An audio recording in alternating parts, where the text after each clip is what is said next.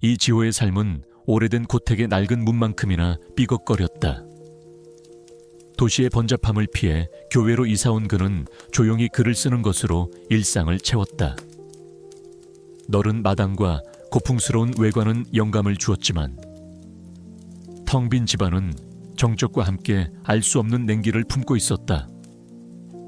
밤이면 마루는 그의 발걸음에 맞춰 삐걱거렸고 묵은 종이와 먼지 냄새는 과거의 흔적처럼 공기 중에 맴돌았다.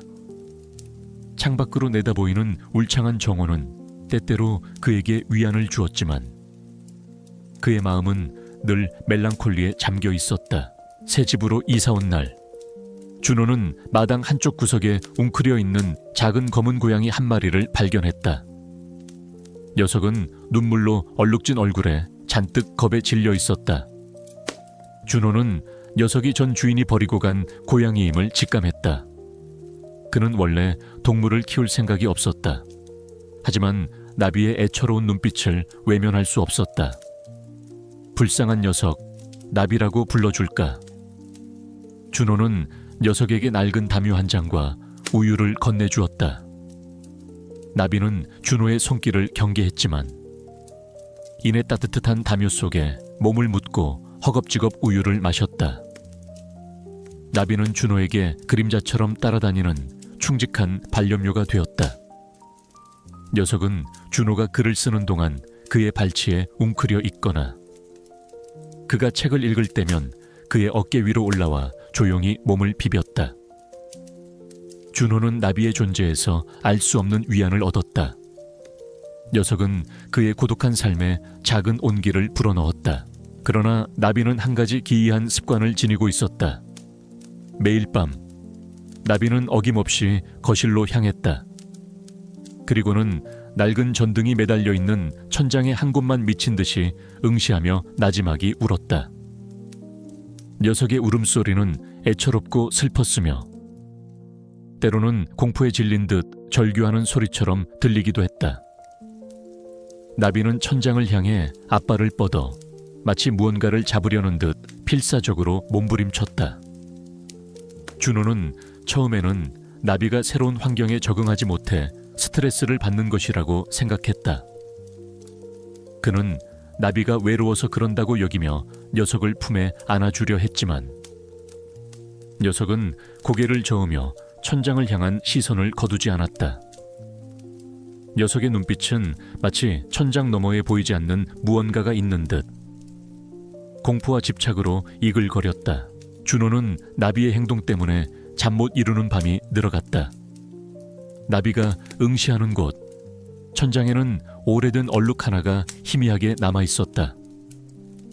퀴퀴한 곰팡이 냄새와 함께 알 수 없는 싸늘한 기운이 그곳에서 풍겨오는 듯했다. 준호는 대수롭지 않게 여겼지만 녀석의 끈질긴 울음소리는 그의 신경을 갉아먹었다. 이 집에는 오래된 소문이 있었다. 전 주인이 어느 날 갑자기 사라졌다는 것이었다. 동네 사람들은 그녀가 몰래 야반도주했거나 혹은 사업 실패로 자살했을 것이라고 수군거렸다. 경찰은 단순 실종으로 수사를 종결했고 집은 오랫동안 비어 있었다. 준호는 나비가 바라보는 천장의 얼룩과 전 주인의 실종 사이에 어떤 연관성이 있을지 꿈에도 생각하지 못했다. 그의 눈에는 그저 평범한 낡은 얼룩으로만 보일 뿐이었다. 준호는 알지 못했다. 나비의 기이한 행동과 천장 너머에 숨겨진 끔찍한 진실이 그의 평온했던 삶을 송두리째 뒤흔들 것이라는 것을. 밤마다 반복되는 나비의 울음소리는 준호의 신경을 날카롭게 갉아먹었다. 녀석은 마치 보이지 않는 무언가를 향해 애원하는 듯 천장의 낡은 얼룩을 뚫어져라 응시했다. 준호는 잠 못 이루고 나비의 곁을 지켰지만 녀석의 행동 뒤에 숨겨진 의미를 알 수 없어 답답했다. 나비의 울음소리는 단순한 고양이의 투정이 아니었다. 그것은 마치 죽은 자의 혼령이 자신을 부르는 듯 섬뜩한 비명처럼 들렸다. 준호는 나비가 응시하는 천장의 얼룩을 다시 자세히 살폈다. 퀴퀴한 곰팡이 냄새와 함께 알 수 없는 싸늘한 기운이 그곳에서 풍겨오는 듯했다. 그는 천장에 손을 대어보았다. 다른 곳과 달리 희미하게 울퉁불퉁한 느낌이 들었다. 마치 천장 안에 무언가 숨겨져 있는 듯한 느낌이었다. 준호는 낡은 의자를 가져와 천장 가까이 다가섰다. 나비는 준호의 행동을 지켜보며 녀석의 눈을 빛냈다. 녀석의 눈빛은 마치 봤지, 여기에 뭔가 있어 라고 말하는 듯했다. 그때였다. 낡은 천장 틈새에서 희미한 빛이 번쩍이는 것을 발견했다. 준호는 조심스럽게 손전등을 비췄다. 희미하게 빛나는 것은 작은 금속 조각이었다. 준호는 직감했다. 나비가 파낸 흙과 이 금속 조각은 연결되어 있었다. 금속 조각은 마치 어떤 기계장치의 일부처럼 보였다. 녀석의 발톱에 묻어있던 희미한 흙먼지가 금속 조각에도 묻어 있었다. 준호는 금속 조각을 떼어냈다. 그 조각을 떼어내자 천장의 낡은 얼룩 뒤편에서 희미하게 비어있는 공간이 드러났다. 그곳은 얇은 합판으로 가려져 있었는데 합판 틈새로 퀴퀴한 곰팡이 냄새와 함께 알 수 없는 섬뜩한 냄새가 풍겨왔다. 준호는 소름이 돋았다. 이곳은 단순한 낡은 벽이 아니었다. 그날 밤 준호는 잠 못 이루고 금속 조각과 나비의 행동을 곱씹었다. 그는 나비가 자신에게 무언가를 알려주려 하는 것이 분명하다고 확신했다. 녀석의 눈빛, 울음소리, 그리고 발톱으로 벽을 긁던 행동까지, 이 모든 것은 단순한 우연이 아니었다. 준호는 아버지의 실종된 그림, 밤의 산맥을 떠올렸다. 그 그림은 아버지의 최고 걸작이자 그의 삶의 정수와도 같았다. 그림의 행방은 묘연했고 현우는 그 그림이 아버지의 죽음과 관련이 있다면 그 안에 진실이 숨겨져 있을 것이라고 생각했다. 금속 조각과 냄새가 나는 벽, 이 모든 것이 아버지의 죽음과 실종된 그림과 관련이 있을지도 모른다는 섬뜩한 예감이 들었다. 다음 날 아침, 현우의 집으로 낯선 남자가 찾아왔다. 그는 깔끔한 정장을 차려입었지만 그의 얼굴에는 묘하게 차가운 미소가 걸려 있었다. 그는 자신을 미술품 딜러 최민준이라고 소개하며 김화백의 옛 제자이자 동료였다고 말했다. 최민준은 현우의 아버지의 죽음에 대해 깊은 애도를 표했지만 그의 시선은 아버지의 작업실에 걸려있는 다른 그림들을 향했다. 최민준은 혹시 김화백께서 남기신 소중한 유품은 잘 간직하고 계시는지 궁금해서 말이죠. 특히 그 사라진 그림 말입니다. 그의 목소리는 친절했지만 그 안에는 노골적인 탐욕과 압력이 담겨 있었다. 최민준은 인물 대결 유형 A에 해당하는 적이었다. 까마귀는 최민준을 보자마자 낮게 으르렁거렸다. 녀석의 털이 곤두섰고 눈빛에는 강렬한 적대감이 담겨 있었다. 최민준은 까마귀의 반응에 살짝 인상을 찌푸렸다. 새 주제의 감이 그는 비웃듯이 말하고는 유유히 사라졌다. 최민준이 떠난 후 현우는 까마귀를 꼭 끌어안았다. 까마귀의 행동, 벽의 금속 조각, 그리고 최민준의 위협, 이 모든 것이 거대한 퍼즐처럼 맞춰지기 시작했다. 아버지의 죽음은 단순한 병사가 아니었다.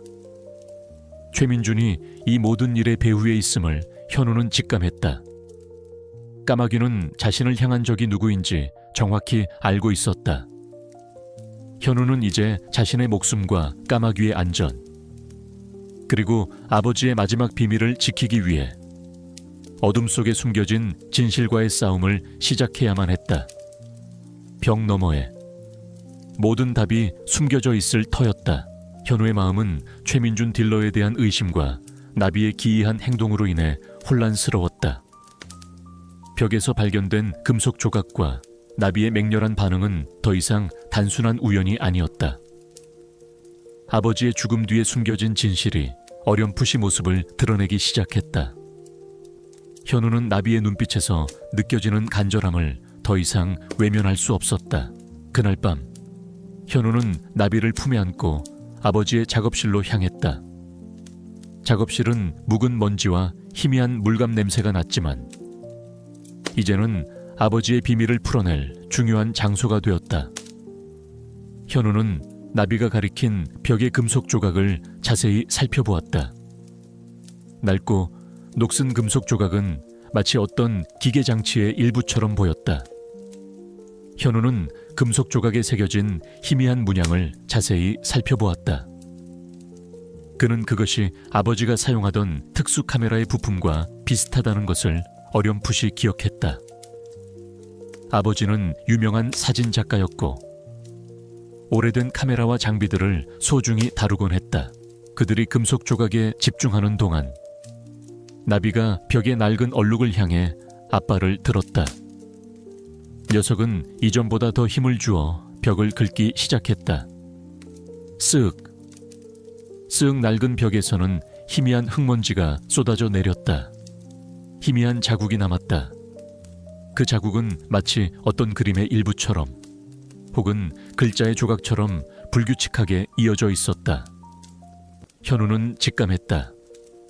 나비는 단순히 화가 나거나 슬퍼서 그런 행동을 한 것이 아니었다.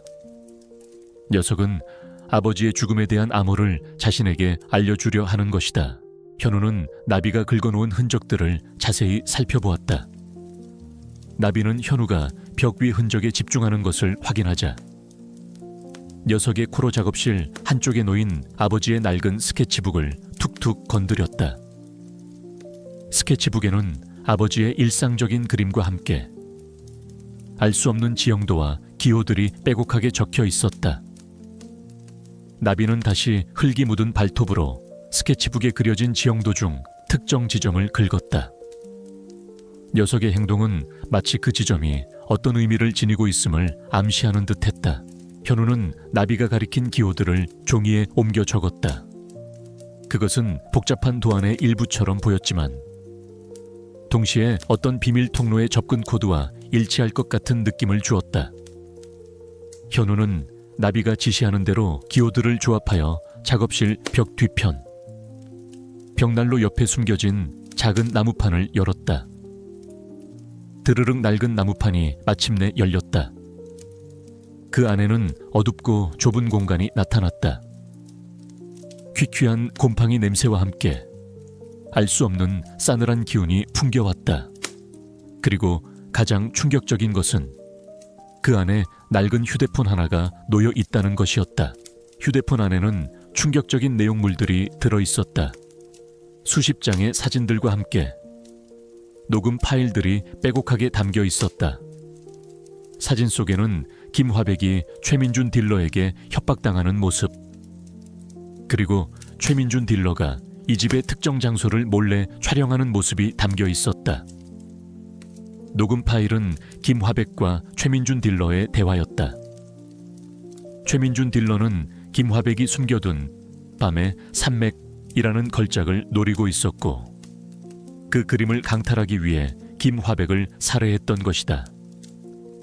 녹음 파일의 마지막 부분에는 최민준 딜러가 김화백을 위협하고 김화백이 비명을 지르며 쓰러지는 소리가 생생하게 담겨 있었다. 현우는 충격에 말을 잇지 못했다. 아버지의 죽음은 단순한 심장마비가 아니었다. 최민준 딜러가 자신의 걸작을 차지하기 위해 아버지를 살해하고 시신을 집안에 유기했던 것이다. 그리고 나비는 그 모든 것을 목격하고 아버지의 마지막 유언을 지키기 위해 필사적으로 노력했던 것이다. 나비가 벽을 향해 울었던 것은 벽 너머에 숨겨진 시신과 그 진실을 자신에게 알려주려 했던 것이다. 녀석의 발톱에 묻어있던 붉은 반점은 바로 그곳에서 흐른 피의 흔적이었다. 현우는 나비를 꼭 끌어안았다. 녀석의 몸이 떨리고 있었다. 현우의 눈에서는 뜨거운 눈물이 흘러내렸다. 그는 아버지의 억울한 죽음과 나비의 헌신에 대한 미안함, 그리고 이제 자신이 짊어져야 할 거대한 진실 앞에서 혼란스러웠다. 그때 집안에 벨이 울렸다. 모니터를 확인하자 화면에는 최민준 딜러가 서 있었다. 그는 환한 미소를 짓고 있었다. 현우 씨, 혹시 집안에 불편한 점은 없으신지 궁금해서 들렀습니다. 특히 작업실 벽 쪽은 괜찮으신지. 그의 목소리는 친절했지만 그 눈빛은 섬뜩했다. 그는 이미 자신들의 비밀이 드러났음을 눈치채고 증거를 인멸하고 그들을 제거하려 찾아온 것이 분명했다. 나비는 최민준 딜러를 보자마자 맹렬히 으르렁거렸다. 녀석의 털이 곤두섰고 눈빛에는 강렬한 적대감이 담겨 있었다. 최민준 딜러의 그림자가 집안을 뒤덮는 듯했다.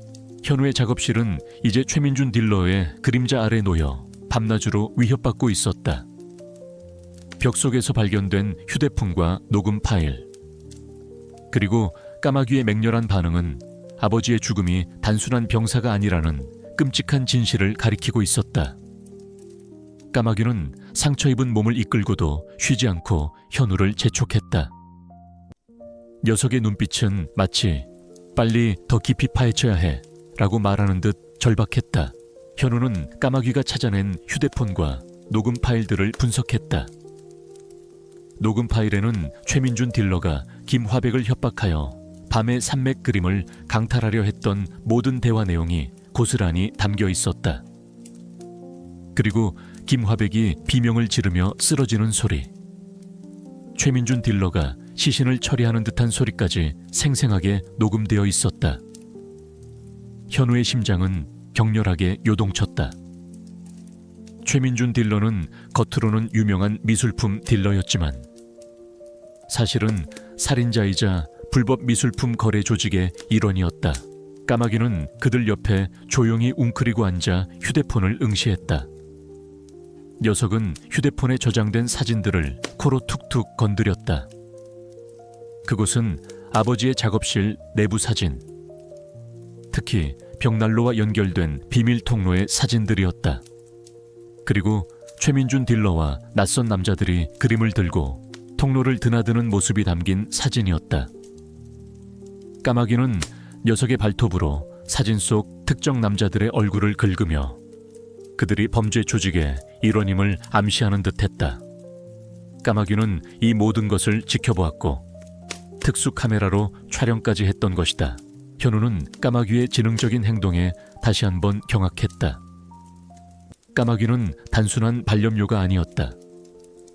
녀석은 아버지의 죽음의 진정한 이유를 알고 있었고 최민준 딜러가 숨긴 모든 범죄의 증거를 보여주려 했던 것이다.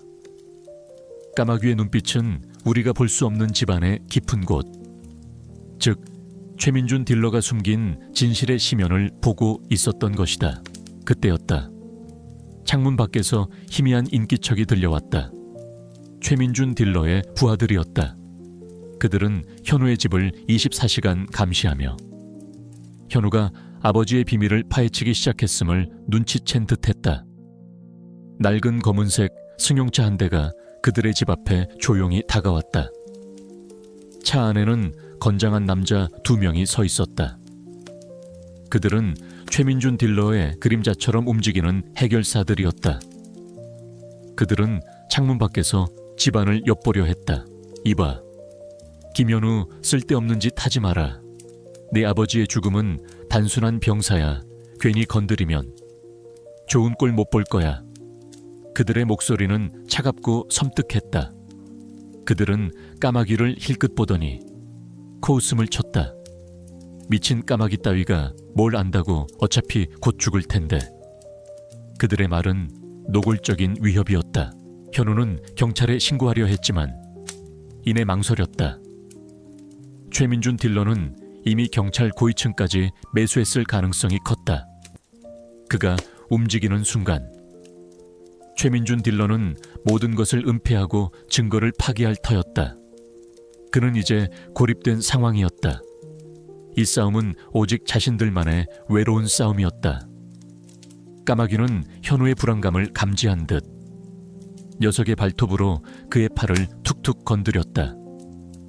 녀석의 눈에서 희미한 빛이 번뜩였다. 마치 내가 그 모든 것을 봤어. 나를 믿어줘. 우리가 함께 싸워야 해. 라고 말하는 듯 했다. 시간은 속절없이 흘렀다. 그들은 마침내 벽난로 뒤에 숨겨진 비밀 통로와 그곳에 숨겨진 불법 미술품 거래 및 살인에 대한 결정적인 증거를 파악하는 데 성공했다. 그곳에는 최민준 딜러가 자신의 범죄를 숨기기 위해 설치한 지하 감시 시스템이 있었다. 이 시스템은 김화백이 작업실에서 우연히 최민준 딜러의 불법 거래 현장을 목격하자 그를 살해하고 그의 죽음을 조작했던 장치였다. 까마귀는 이 모든 것을 목격했고 자신의 특별한 감각으로 진실을 감지했던 것이다. 그리고 그들은 가장 충격적인 진실과 마주했다. 최민준 딜러는 오늘 밤 자정 이 시스템을 통해 마지막으로 불법 거래한 미술품들을 해외로 밀반출할 계획이었다. 그의 목표는 자신의 범죄를 완전히 숨기고 막대한 이익을 얻어 영원히 잠적하는 것이었다. 시간은 24시간도 채 남지 않았다. 그들이 나서지 않으면 아버지의 억울함은 영원히 묻히고 최민준 딜러의 범죄는 세상에 드러나지 않을 터였다. 그 순간 현우의 휴대폰으로 익명의 문자가 날아왔다. 발신자 번호는 알 수 없었다. 내 놈의 어리석은 짓은 이제 끝이야. 더 이상 파헤치려 들면 네 목숨뿐만 아니라 그 병든 까마귀도 똑같은 운명을 맞이할 것이다. 자정 12시 작업실 지하에서 모든 것이 끝날 것이다. 너는 어둠 속에서 죽을 것이다. 문제는 까마귀가 집 주변을 맴도는 사진과 함께 작업실 지하 도면에 D-Day라고 적힌 표식이 첨부되어 있었다. 최민준 딜러는 그들의 움직임을 이미 알고 있었고 그들을 함정으로 유인하고 있었다. 현우는 경악했다. 최민준 딜러는 이미 그들을 감시하고 있었고 작업실 지하의 위치를 파악하고 있었다. 그들은 이제 완전히 벼랑 끝에 몰렸다. 그들이 나서지 않으면 아버지의 억울함은 영원히 묻히고 최민준 딜러의 범죄는 세상에 드러나지 않을 터였다. 까마귀는 현우의 절박한 표정을 읽은 듯 녀석의 발톱으로 그의 팔을 툭툭 건드렸다. 녀석의 눈에서 희미한 빛이 번뜩였다. 마치 내가 그 모든 것을 봤어. 나를 믿어줘. 우리가 함께 싸워야 해. 라고 말하는 듯 했다. 현우는 까마귀의 눈을 바라보았다. 녀석의 눈빛에는 두려움보다 더 강렬한 결의가 담겨 있었다. 그들은 이제 모든 것을 걸고 어둠 속으로 뛰어들어야만 했다.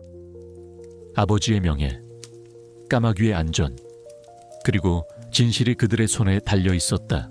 밤 11시 45분 김현우의 집 지하실에 숨겨진 비밀 통로는 칠흑 같은 어둠 속에 잠겨 있었다. 자정 12시 최민준 딜러가 마지막 밀수 작전을 감행할 시한이 15분 앞으로 다가와 있었다. 현우는 까마귀와 함께 낡은 통로문을 조심스럽게 열고 안으로 들어섰다. 퀴퀴한 흙먼지 냄새와 함께 알 수 없는 습기가 코를 찔렀다. 현우의 심장은 격렬하게 요동쳤지만 아버지의 명예, 그리고 진실이 그의 손에 달려 있었다. 까마귀는 현우의 어깨 위에 앉아 있었지만 녀석의 몸은 미세하게 떨리고 있었다. 그 눈빛은 복수심과 함께 알 수 없는 비장함마저 담고 있었다. 비밀 통로 안은 좁고 어두웠다. 현우는 손전등 불빛에 의지한 채 조심스럽게 나아갔다. 곰팡이 냄새와 흙냄새가 뒤섞여 코를 찔렀다. 까마귀는 현우의 어깨 위에서 녀석의 날카로운 눈으로 어둠 속을 꿰뚫어 보았다. 녀석은 코를 킁킁거리며 특정 바위들을 향해 몸을 움직였다. 현우는 까마귀의 지시에 따라 손전등을 비췄다. 희미한 불빛 아래 거대한 지하 공간이 나타났다. 그곳은 최민준 딜러의 비밀 아지트였다. 낡은 상자들과 불법 미술품들이 어지럽게 널려 있었고, 그곳에서 최민준 딜러와 그의 부하들이 분주하게 움직이고 있었다.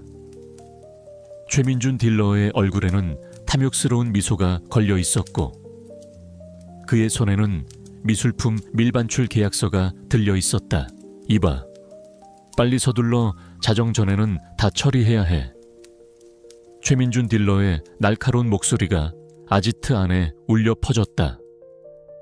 그는 불법 거래한 미술품들을 트럭에 싣고 있었다. 현우의 눈에 분노의 불꽃이 타올랐다. 저들이 아버지를 죽이고 이제는 아버지의 모든 유산마저 강탈하려 하고 있었다. 그는 더 이상 참을 수 없었다. 현우는 까마귀에게 속삭였다. 까마야, 이제 때가 됐어. 카왕. 그 순간 까마귀가 현우의 어깨에서 벗어나 최민준 딜러를 향해 맹렬하게 달려들었다. 녀석의 울음소리는 아지트 안을 뒤흔들 만큼 격렬했고, 그 울음소리에는 분노와 복수심이 가득했다. 까마귀는 최민준 딜러의 얼굴을 향해 날카로운 부리를 겨누었다. 최민준 딜러는 깜짝 놀라 뒤로 물러섰다. 까마귀는 최민준 딜러의 얼굴을 핥히고, 녀석의 부리는 최민준 딜러의 옷을 찢고 그의 피부에 깊은 상처를 남겼다. 최민준 딜러는 고통의 비명을 질렀다. 이런 미친 까마귀 같으니라고 최민준 딜러의 부하들이 까마귀를 향해 몽둥이를 휘둘렀다. 까마귀는 몽둥이 세례를 받으며 몸을 휘청거렸지만 결코 물러서지 않았다. 녀석의 몸은 이미 상처투성이가 되었고 곳곳에서 피가 배어나왔다. 하지만 까마귀는 쓰러지고 또 쓰러지면서도 필사적으로 최민준 딜러의 손에 들린 서류 가방을 노렸다. 녀석의 눈에서는 붉은 피눈물이 다시금 흘러내렸다. 그것은 아버지의 억울함과 빼앗긴 진실에 대한 까마귀의 처절한 절규이자 진실을 향한 녀석의 마지막 몸부림이었다. 까마귀의 끈질긴 공격에 최민준 딜러는 마침내 서류 가방을 떨어뜨렸다. 툭, 서류 가방이 차가운 바닥에 떨어지는 소리가 밤의 정적을 갈랐다. 그 사이 현우는 최민준 딜러에게 달려들어 그의 손에서 서류 가방을 빼앗았다. 젠장, 내 가방을 내놔. 최민준 딜러가 분노에 찬 목소리로 소리치며 현우에게 달려들었다. 그의 손에는 칼날이 번뜩였다. 윙. 바로 그 순간 아지트 밖에서 요란한 경찰차 사이렌 소리가 울려 퍼졌다. 현우가 미리 경찰에 연락을 취해둔 것이다. 늦은 밤 고요한 주택가에서 들려오는 사이렌 소리는 마치 천둥 소리처럼 울려 퍼졌고 최민준 딜러와 그의 부하들의 얼굴은 공포로 질렸다. 경찰 특공대가 통로 입구를 부수고 안으로 들이닥쳤다. 최민준 딜러와 그의 부하들은 당황하여 도망치려 했지만 이미 경찰에 의해 포위된 상황이었다. 최민준 딜러는 아지트 바닥에 떨어져 있는 서류 가방을 보며 얼굴이 하얗게 질렸다. 그는 필사적으로 발뺌하려 했지만 이미 모든 것이 끝난 뒤였다. 경찰은 최민준 딜러와 그의 부하들을 즉시 체포했다. 최민준 딜러는 마지막까지 이 까마귀가 모든 것을 망쳤어 라며 까마귀를 향해 증오심 어린 눈빛을 보냈다. 까마귀는 현우의 품에 안겨 녀석의 몸은 미세하게 떨리고 있었지만 그 눈빛은 이제 승리와 함께 깊은 평온함으로 가득했다. 녀석의 붉은 피눈물은 더 이상 흐르지 않았다. 대신 녀석의 눈가에는 투명한 눈물이 고였다. 그것은 슬픔이 아닌 아버지의 억울함이 마침내 밝혀졌음에 대한 안도와 기쁨의 눈물이었다. 현우는 까마귀의 털을 쓰다듬었다. 녀석의 발톱에 묻어있던 것은 더 이상 피나 흙먼지가 아니었다. 그것은 진실을 찾아낸 피맺힌 증거이자 현우와 까마귀의 끈끈한 유대감을 증명하는 영광스러운 표식이었다. 지하의 어둠이 걷히고 새로운 빛이 들이오는 순간이었다. 경찰과 수사관들이 최민준 딜러 일당을 연행해 간 후 김현우의 집 지하실은 새벽에 차가운 공기 속에 덩그러니 남겨졌다. 격렬했던 싸움의 흔적들, 어지럽혀진 미술품과 장비들, 그리고 희미하게 남은 핏자국이 모든 것이 현실이었음을 증명하고 있었다. 현우는 깜깜이를 품에 안은 채 주저앉았고 긴장이 풀린 듯 깊은 숨을 몰아쉬었다. 깜깜이는 현우의 품에 안겨 녀석의 몸은 피투성이가 되었지만 그 눈빛은 승리와 함께 깊은 안도감을 담고 있었다. 경찰 조사는 급물살을 탔다. 깜깜이가 찾아낸 휴대폰과 녹음 파일, 그리고 최민준 딜러의 아지트에서 발견된 불법 미술품 거래 장부와 살인 증거들은 결정적이었다. 녹음 파일에는 최민준 딜러가 김화백을 살해하고 지하 감시 시스템을 이용해 불법 미술품 거래를 했던 모든 대화 내용이 고스란히 담겨 있었다. 최민준 딜러는 김화백의 죽음을 단순한 심장마비로 위장했던 것이다. 그는 살인, 불법 미술품 거래, 횡령, 증거인멸 등 중대한 혐의로 기소되어 법의 심판대 위에 섰다. 김화백의 억울함이 만천에 드러났고 사회는 이 사건의 충격적인 진실 앞에 경악했다. 며칠 후 모든 사건이 정리되고 현우의 삶에는 비로소 깊은 평화가 찾아왔다. 아버지의 억울함이 풀리고 진범이 처벌받는 과정을 지켜보며 현우의 마음속 깊이 응어리졌던 슬픔과 분노는 조금씩 치유되기 시작했다. 그는 더 이상 불안과 의심 속에 살지 않았다. 현우는 아버지의 명예를 회복하고 최민준 딜러 일당에게서 환수된 불법 수익금과 보상금을 활용하여 깜깜이의 날개 재단을 설립했다. 이 재단은 깜깜이의 사례를 본보기 삼아 동물들이 예술품 보호나 범죄 수사에 기여할 수 있도록 돕는 동물 증인 지원 프로그램을 운영하는 데 주력했다. 또한 부당하게 작품을 잃거나 고통받는 예술가들을 위한 법률 및 심리 상담을 제공했다. 재단은 언론과 시민들의 큰 지지를 받으며 빠르게 성장해 나갔고 현우는 재단의 운영에 직접 참여하며 자신의 경험과 아버지의 희생을 바탕으로 많은 이들에게 희망을 주었다. 박수민 큐레이터 또한 이 사건을 통해 탁월한 예술사적 지식과 뛰어난 통찰력을 인정받아 명문 미술관의 수석 큐레이터로 임용되었다. 그녀는 김화백의 작품과 관련된 연구에 매진했으며 현우와 함께 재단의 학술 고문으로 활동했다. 그녀는 깜깜이의 날개 재단의 중요한 기둥이 되어 전통 예술의 보존과 윤리적인 미술품 거래를 이끌었다. 그녀의 연구실 벽에는 깜깜이가 가져온 휴대폰과 녹음 파일 사본이 나란히 놓여 있었다. 깜깜이는 최고의 수의사에게 치료를 받고 건강을 완전히 회복했다. 녀석의 몸에 난 상처와 최민준 딜러에게 물린 다리의 상처는 이제 아버지의 억울함을 밝혀낸 영광스러운 증표가 되었다. 깜깜이는 더 이상 붉은 피눈물을 흘리지 않았다. 녀석의 눈빛은 이전의 절박함이나 광기 대신 깊은 평온함과 사랑으로 가득했다. 밤이 되면 녀석은 현우의 침대 발치에 조용히 웅크리고 잠들었고 현우는 깜깜이의 규칙적인 숨소리를 들으며 비로소 편안한 잠에 들 수 있었다. 깜깜이는 현우의 가장 든든한 동반자이자 삶의 마지막 퍼즐 조각이었다. 현우는 이제 깜깜이가 밤의 벽을 응시하며 울었던 이유를 완벽하게 이해했다. 녀석은 그를 해치려 한 것이 아니라 피맺힌 사랑과 절박함으로 아버지의 비밀을 알려주고 그에게 위험을 경고했던 것이다. 깜깜이의 붉은 피눈물은 단순한 슬픔의 표현이 아니었다.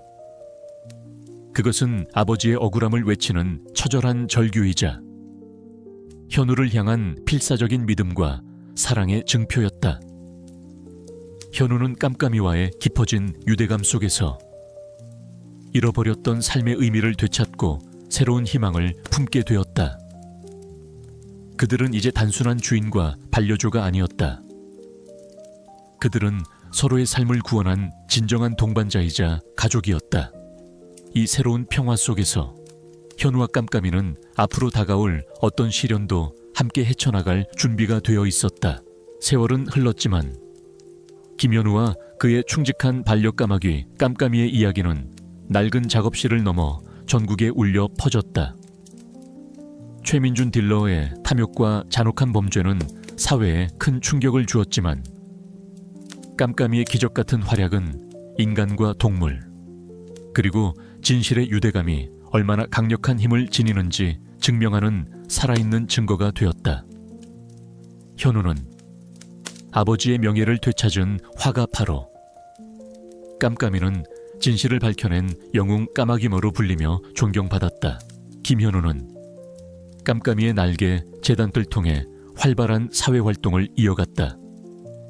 재단은 김화백과 같은 전통 예술가들의 작품을 보존하고 계승하는 젊은 예술가들을 지원하는 데 주력했다. 또한 깜깜이의 사례를 본보기 삼아 동물들이 예술품 보호나 범죄 수사에 기여할 수 있도록 돕는 동물 증인 지원 프로그램을 운영하는 데 중점을 두었다. 이 프로그램은 수많은 미제 사건의 해결에 결정적인 단서를 제공하며 사회의 어두운 그림자를 걷어내는 데 크게 기여했다. 재단은 정부와 시민들의 적극적인 후원 속에 빠르게 성장해 나갔고 현우는 재단의 운영에 직접 참여하며 자신의 경험과 아버지의 희생을 바탕으로 많은 이들에게 희망을 주었다. 박수민 큐레이터 또한 이 사건을 통해 탁월한 예술사적 지식과 뛰어난 통찰력을 인정받아 명문미술관의 수석 큐레이터로 임용되었다. 그녀는 김화백의 작품과 관련된 연구에 매진했으며 현우와 함께 재단의 학술 고문으로 활동했다. 그녀는 깜깜이의 날개 재단의 중요한 기둥이 되어 전통 예술의 보존과 윤리적인 미술품 거래를 이끌었다. 그녀의 연구실 벽에는 깜깜이가 가져온 휴대폰과 녹음 파일 사본이 나란히 놓여 있었다. 깜깜이는 현우의 곁에서 평화롭고 행복한 노년을 보냈다. 녀석은 재단의 상징이자 살아있는 희망의 증표가 되었다. 깜깜이는 박물관과 재단 방문객들의 사랑을 한몸에 받으며 마치 자신만의 임무를 완수하고 편안하게 쉬는 듯 보였다. 현우는 매일 아침 깜깜이의 털을 쓰다듬으며 속삭였다. 깜깜아, 네 덕분에 우리 아버지의 억울함이 풀렸어. 네가 없었다면 나는 평생 진실을 알지 못했을 거야. 정말 고맙다. 깜깜이는 현우의 손에 얼굴을 비비며 작게 그르릉거렸다. 녀석의 눈빛은 이전의 절박함이나 광기 대신 깊은 평온함과 만족감으로 가득했다. 매년 봄, 재단은 현우의 집 마당에서 깜깜이의 예술축제를 개최했다. 이 축제는 깜깜이의 용기와 헌신을 기리고 전통 예술의 아름다움을 알리며 동물 보호의 중요성을 강조하는 뜻깊은 행사였다. 축제 날이면 전국 각지에서 수많은 사람들이 현우의 집을 찾아와 현우와 깜깜이의 이야기를 듣고 희망을 나누었다.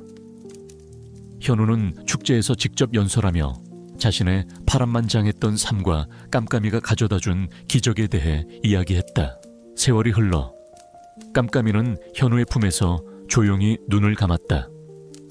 녀석이 세상을 떠난 날, 현우는 깜깜이를 아버지의 묘지 옆 햇볕이 가장 잘 드는 곳에 정성껏 묻어주었다.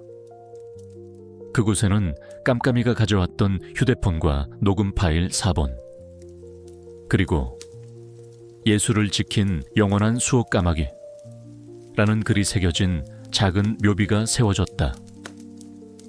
묘비 옆에는 현우가 직접 심은 작은 나무 한 그루가 깜깜이의 헌신을 기리듯 굳건히 서 있었다. 현우는 백발이 성성한 노인이 되어 더 이상 정기적으로 재단을 운영하지는 않았지만 여전히 깜깜이의 날개, 재단의 정신적인 지주이자 멘토로서 많은 사람들에게 영감을 주었다.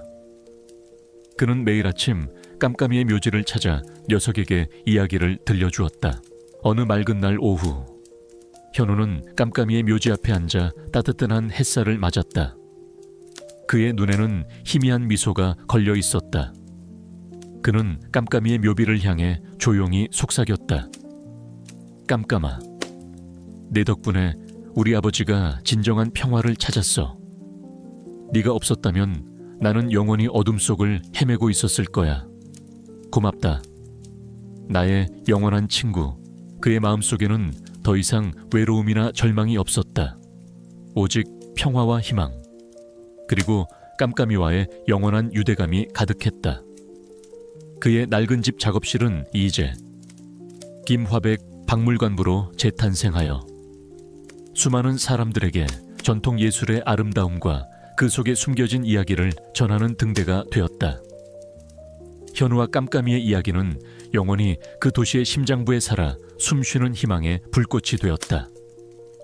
깜깜이는 단순한 반려조를 넘어 현우의 삶을 구원하고 세상의 정의를 가져다준 영원한 예술의 수호자로 기억될 것이었다. 이 이야기가 여러분의 마음에 깊은 울림을 주었기를 진심으로 바랍니다. 김현우 화가님과 까마귀 깜냥이의 가슴 아프지만 감동적인 여정을 통해 희망과 사랑의 힘을 느끼셨다면 이 이야기를 주변 사람들과 공유하여 더 많은 이들에게 위로와 용기를 전달해 주세요. 여러분의 소중한 생각과 댓글을 기다립니다.